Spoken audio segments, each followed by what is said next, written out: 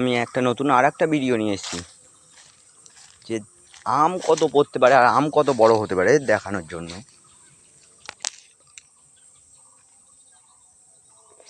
যত আম আছে সব পড়ছে আর ফেটে যাচ্ছে। গাইস, আপনাদের জন্য একটা নতুন খবর আছে যে মালদায় আম কত বড় হয় আপনারা কত বড় দেখেছেন, তো আমি আপনাদের দেখাবো আজকে যে কত বড় মালদায় আম হয়।